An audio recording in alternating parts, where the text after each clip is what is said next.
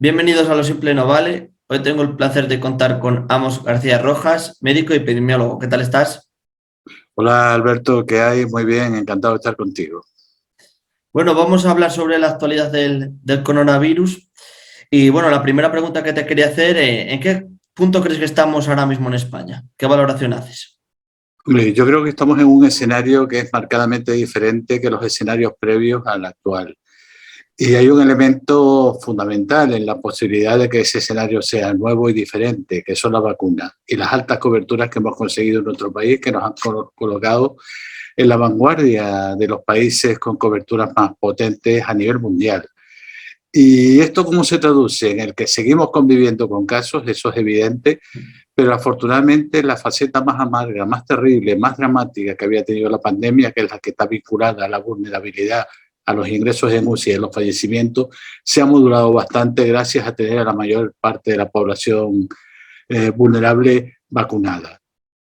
Yo creo que hay que ser conscientes de que hoy afortunadamente conocemos mucho más del virus que hace algunos meses, que hoy afortunadamente tenemos coberturas vacunales muy elevadas y hoy afortunadamente disponemos también de tratamientos reparadores del daño producido que junto a las dinámicas que evitan el daño, es decir, las vacunas, configuran un círculo bastante potente en relación al coronavirus y hay un elemento que me parece fundamental poner sobre la mesa, Alberto. Y es que este virus ha venido para quedarse, va a seguir conviviendo con nosotros, no va a desaparecer, no se va a diluir. Lo que tenemos que hacer es convertirlo en uno más de los múltiples microorganismos con los que convivimos habitualmente. ¿Y esto cómo lo conseguimos? Quitándole el dramatismo, quitándole esta cara terrible que ha tenido la pandemia, gracias fundamentalmente a las vacunas y a otras medidas de intervención. Con lo cual seguiremos conviviendo con casos, eso es indudable, pero afortunadamente podremos modular el aspecto más negativo que tenía este problema. Claro, estamos viendo en la actualidad cómo en Corea del Norte, al no haber casi vacunación, les está azotando de lleno. Sí, evidentemente, y el aspecto es que toca de lleno y sobre los más vulnerables y por lo tanto eso significa, cuando no hay una vacunación previa, la presión hospitalaria absolutamente desbordada, las UCI absolutamente colapsadas y desgraciadamente un número de muertos que va en aumento. Claro, también ha salido en los últimos días una segunda dosis de refuerzo a los niños entre 5 y 11 años de Pfizer que puede ser positiva. Sí, no, vamos a ver, la pauta correcta de vacunación son 3 dosis, son 3 dosis. Una persona va a estar correctamente protegida con 3 dosis. Y hay vacunas que tienen unos perfiles diferentes a otras, pero todas protegen de lo fundamental, que son las formas graves o las formas más lesivas. Por ejemplo, esta nueva vacuna de Pfizer tiene un impacto muy potente sobre la variante Omicron. Y esto lógicamente es bueno porque es la variante, ella y todas las hermanas que están surgiendo a partir de ella son las que están siendo prevalentes en estos momentos. Pero repito, lo importante, lo sustantivo, es que la población que solamente tiene 2 dosis y es vulnerable, que no olvide que debe acudir a vacunarse porque es fundamental que esté protegido con 3 dosis. Claro, y mi otra pregunta también sobre las vacunas es, ahora en el futuro, de cara al invierno, después del verano, ¿cómo va a haber otro tipo de vacunación? ¿Cómo se va a trabajar un poco a partir de esa tercera dosis o qué crees que puede pasar un poco en el futuro? Mira, yo creo que se vacunarán a los mayores de 80 años con una 4.ª dosis, eso ya hay evidencia científica que así lo aconseja, así lo han dictaminado también los órganos reguladores de medicamentos, tanto en Estados Unidos como en Europa, y es razonable pensar que a los mayores de 80 años se les ponga una 4.ª dosis. Yo honestamente en estos momentos no hay evidencia científica que indique la necesidad de esa 4.ª dosis a la población general. Subrayo lo de en estos momentos. Y es más, te digo, me parece hasta un pelín obsceno que los países desarrollados estén hablando de una 4.ª dosis, mientras que en los países en vías de desarrollo todavía muchos de ellos no han recibido ni la primera. Claro, hemos también visto cómo, por ejemplo, en Afganistán, debido al régimen que tienen vacunas, pero no tienen capacidad para vacunar a las personas como debieran. Claro, esa es otra, no solo en Afganistán, sino en muchos países en vías de desarrollo. No solo es que les lleguen vacunas, sino que les llegue la posibilidad de desarrollar la actividad vacunal. Es que eso fundamentalmente, mira, yo siempre digo una cosa que a lo mejor sorprende, pero yo siempre digo que las vacunas no salvan vidas, que lo que salvan, que son importantísimas, pero no salvan vidas. Lo que salvan vidas es que haya políticas vacunales que permitan que esa vacuna llegue en condiciones dignas al brazo de las personas que la necesitan. Eso es lo que salva vidas. La posibilidad de desarrollar una infraestructura, una política que permita que la vacuna llegue a quien la necesita. Claro, parece que el COVID nos olvidamos un poco, pero por ejemplo, también en Nueva York han subido el nivel de alerta por la variante Omicron BA.2. Sí, no, si seguimos en pandemia, vamos mejor, indudablemente vamos mejor y vamos eliminando medidas con las que hemos convivido a lo largo de estos 2 años de pandemia porque afortunadamente tenemos la vulnerabilidad razonablemente protegida. Pero seguimos en pandemia, la pandemia sigue ahí y conviene no olvidar algo muy importante, que a pesar de lo que te acabo de decir, que la mayoría de los casos afortunadamente ahora son leves o asintomáticos, hay que entender que no nos conviene que la incidencia acumulada, a pesar de que sea de casos leves o asintomáticos, aumente mucho, por algo muy sensible, muy sencillo. Siempre va a haber un porcentaje de personas que van a requerir ingreso hospitalario e incluso pueden fallecer. Pues no es lo mismo tener 1.000 personas infectadas que tener 10.000. Si tenemos 10.000, ese porcentaje va a ser superior.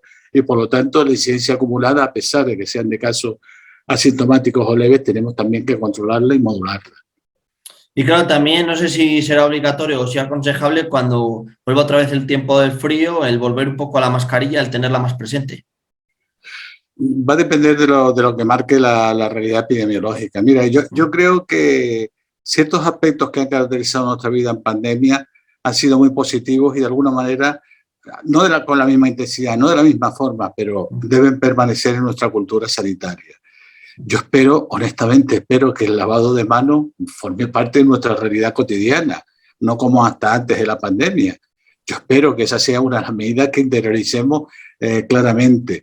Yo espero también que entendamos que la mascarilla puede tener un uso social importantísimo, en el sentido, por ejemplo, de meterme, si yo soy vulnerable y me meto en un transporte público, pues mira, no sería malo tener la mascarilla puesta, independientemente de la COVID, sino también en relación a otros patógenos respiratorios. Si yo voy o en determinados ámbitos hospitalarios, determinadas unidades asistenciales, yo creo que también es razonable el uso de la mascarilla. Es más, mira, yo me acuerdo que hace unos meses antes de la pandemia, cuando veíamos a un oriental con mascarilla pasando por la calle, todos nos reíamos y decíamos, ¿y dónde va él? Pues ese señor lo que tendría posiblemente era un cuadro respiratorio que no le impedía el normal desarrollo de sus actividades en sociedad, pero que para evitar infectar a otras personas se ponía la mascarilla. Hombre, pues si yo me encuentro mal, pero que puedo trabajar, puedo hacer la realidad de las actividades normales de mi vida, el que me ponga una mascarilla si lo que tengo es un proceso respiratorio puede ser un valor solidario importante.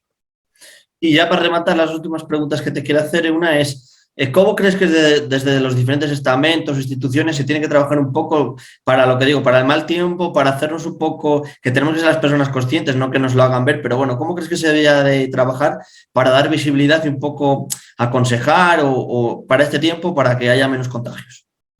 Mira, yo creo que dando un mensaje razonablemente optimista, pero no excesivamente optimista. Es decir, no podemos dar la imagen como se está dando de que el desposeernos de la mascarilla en interiores, por ejemplo, va asociado a que ya se acabó el problema. No, el problema sigue ahí. Se ha quitado la mascarilla en interiores porque realmente, afortunadamente, se ha limitado el impacto sobre las formas graves, pero ahí sigue el problema. Habría que decir, en vez de se ha quitado la mascarilla en interiores, decir, la mascarilla en interiores sigue siendo un valor importante en determinados ámbitos, como son los transportes públicos o como son donde hay mayor facilidad de contagio, o en los ámbitos en los que se atiende vulnerables, como es el ámbito sanitario o el sociosanitario. Llevar un mensaje de optimismo, pero reforzando la idea de que todavía seguimos en pandemia, que esto no se ha acabado y que, por lo tanto, conviene ir avanzando, pero con calma, con paciencia y con prudencia. Y la última pregunta que te quiero hacer es, ¿crees que podremos disponer de algún fármaco un poco en un futuro cercano para poder también combatir el COVID o prevenir? Sí, sí, bueno, prevenir ya tenemos las vacunas, ¿no? Y además las vacunas van a ir mejorando cada vez que surge una nueva generación de vacunas. Ya la próxima generación de vacunas que venga frente al COVID van a ser mucho más potentes y mucho mejores que las que tenemos ahora. Que cuidado, que las que tenemos ahora son muy buenas, ¿eh? Son muy buenas. Y fármacos ya tenemos también, ya hay tratamientos antivirales que se están usando en el contexto de la atención a determinados perfiles de personas que se resultan infectadas por el COVID, y se va avanzando también mucho en ese terreno. Ya te ponemos un arsenal potente. Repito, un arsenal que permite reparar el daño, pero también permite prevenir el daño, que son las vacunas y los fármacos que pueden actuar evitando formas graves del COVID en una persona ya infectada. Por lo tanto, vamos avanzando, pero estaremos mucho mejor dentro de un año o dos, seguro. Bueno, vamos, pues no sé si quieres añadir alguna cosilla más, si no, muchísimas gracias. Nada, que ha sido un placer, Alberto, de verdad, ha sido un placer estar contigo, y sobre todo un mensaje que creo que es fundamental seguir trasladando.